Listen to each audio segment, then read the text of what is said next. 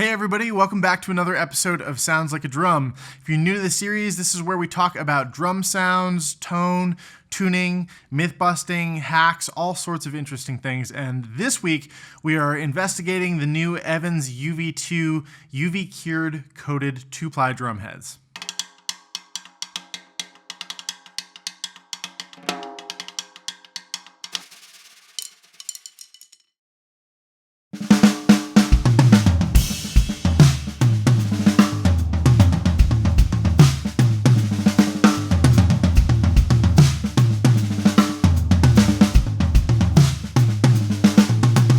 If you've been watching the series for a while now, then you may remember I did a little bit of a first look at the prototypes for these UV2 drum heads about 14 months ago now. It's been some serious time, and they just recently released these and were kind enough to send over a set of them for us to check out.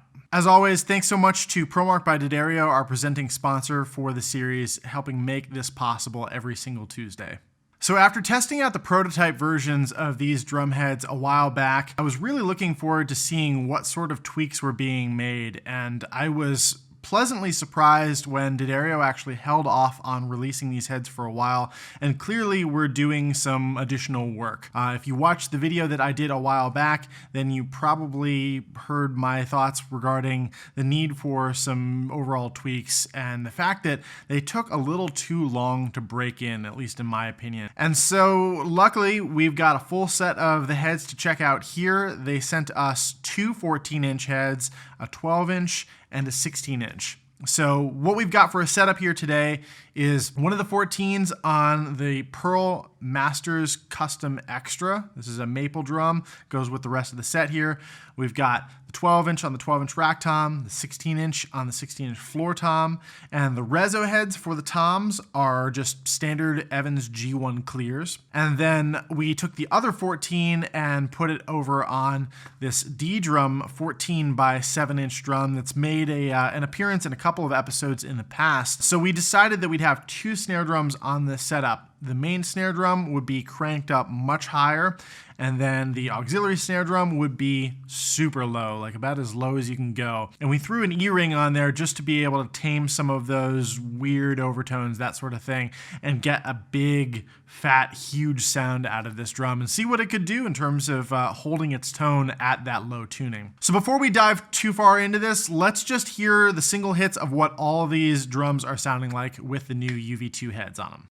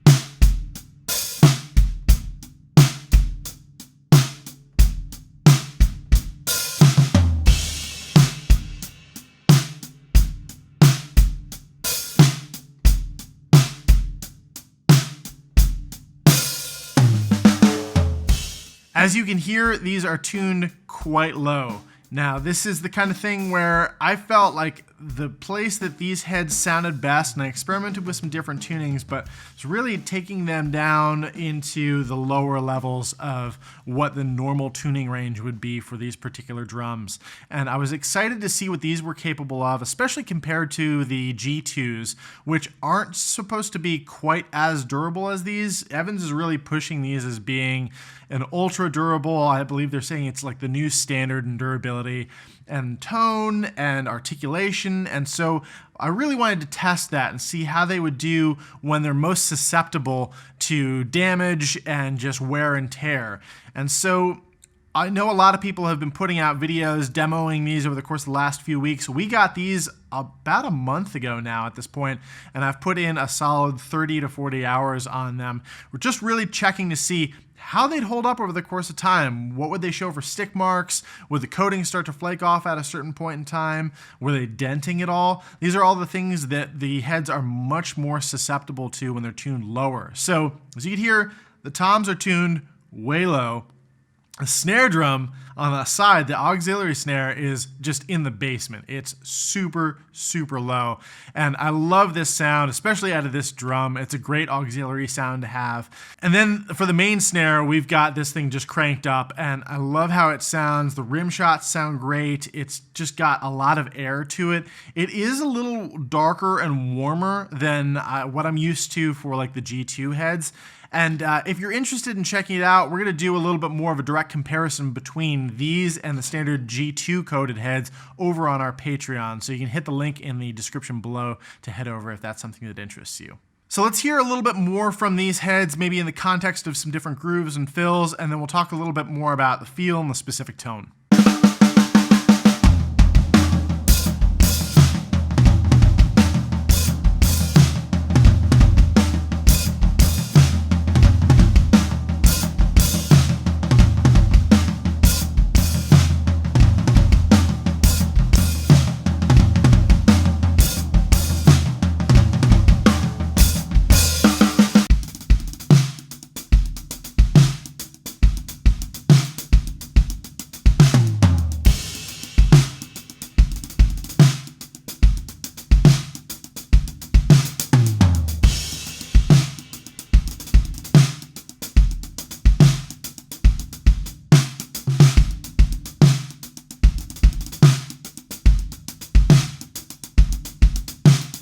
So Evans clearly did their homework when it came to the tweaks that were made to these heads, because they definitely feel different from what the ones were that I received as prototypes a while back. The break-in time on these was much shorter, still took a little while, and I felt like after I left them on the drums overnight, when I initially mounted them on the drums, that's when they started to feel and sound much better. Luckily, I put them on the drums, I tuned them up, got them under basic tension, and then let them sit for a little while. And then when I came back the next morning, they sounded great, they felt great. They hadn't really dropped in pitch at all. That's the thing that I've been probably most surprised about with these, especially with the toms tuned low and also the auxiliary snare drum, is that even when wailing on them, and I mean, I'm not really a heavy hitter certainly by any means, but I still, like with these, I definitely laid into them a little bit more and definitely worked up a little bit of a sweat.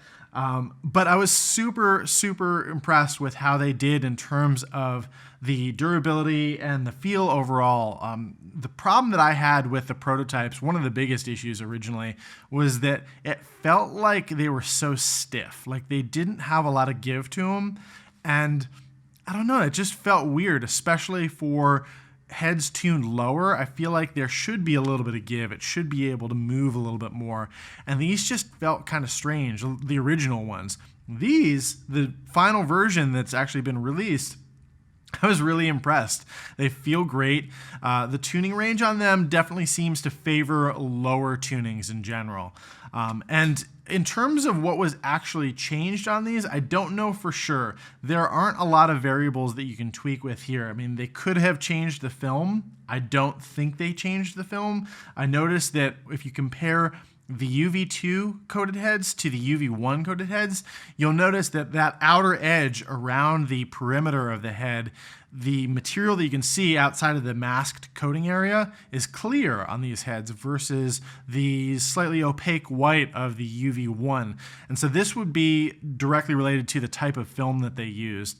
And it's possible that they just went ahead and used the same 7mm film that's been used on the G2s. I don't think that's what happened here. They feel a little different. They still have a little bit more rigidity to them, and I think that that's something that helps make them more durable than the G2s. In terms of other tweaks they could have made, there might have been some altering of the alignment of the plies. That's something that Evans doesn't talk about a whole lot, but they do make sure that when they're putting multiple pieces of material together, that they're aligning them in a purposeful manner in terms of the direction of the grain of the material. So when it's being extruded off of the original production machine, there's a grain that's introduced into the material, and by taking those two pieces of material and aligning the grain, usually, at least with the G2 or the EC2 heads like that, you end up with a much more open and responsive sounding drum head, even for a 2-ply head. Now, I don't know what they did with these. They could have changed the alignment. It could be 90 degrees off axis. It could be spot on. I'm not sure. But the cool thing is that there's definitely been a little bit of a change here, and the experience that I've had with these so far has been incredibly positive. Okay, let's hear a little bit more wailing away on these heads, and then let's talk about some of the durability aspects and the visual element and like how they've handled the wear and tear of 30 to 40 hours of playing.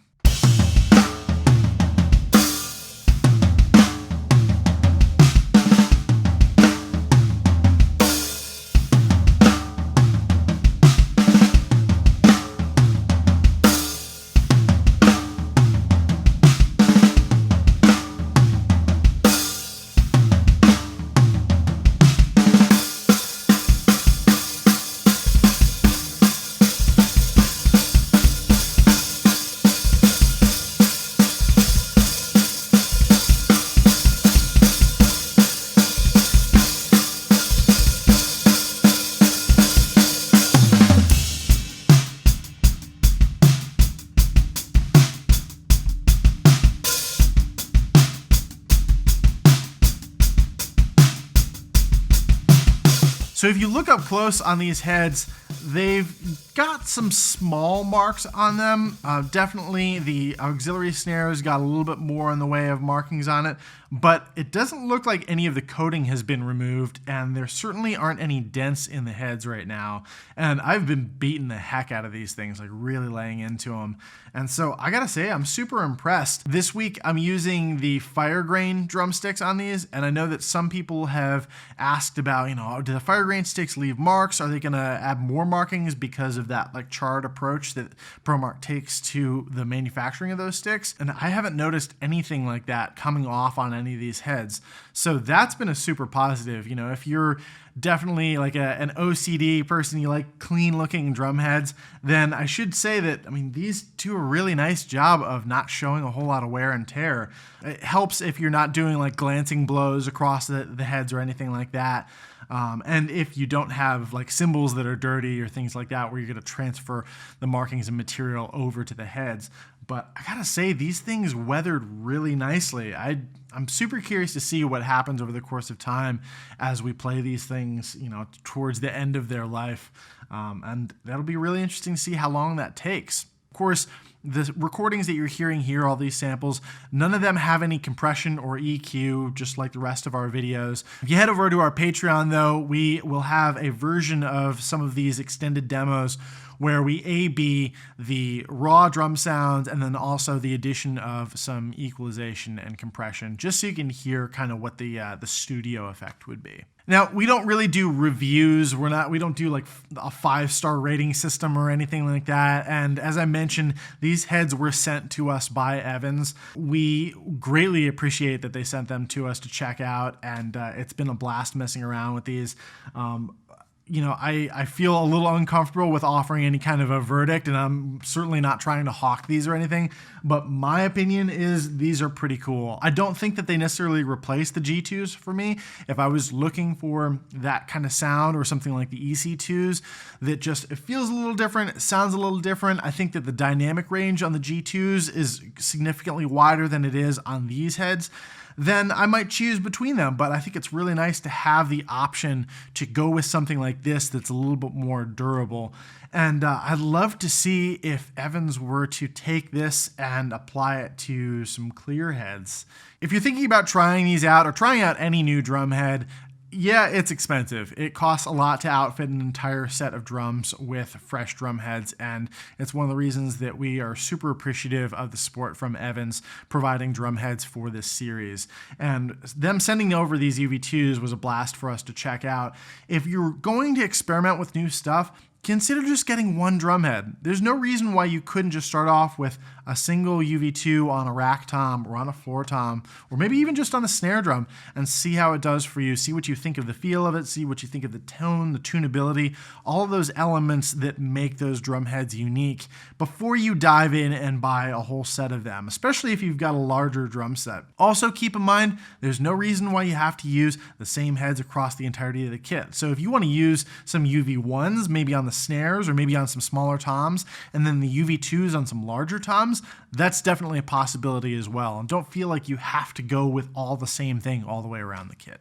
Well, that just about wraps it up. Thank you so much for watching this episode. And if you enjoyed it, please do like and leave a comment letting us know what you thought about the sounds of the drums. And yeah, please make sure that you're subscribed. Hit that notification bell next to the subscribe button so that you receive a notification when we release brand new videos.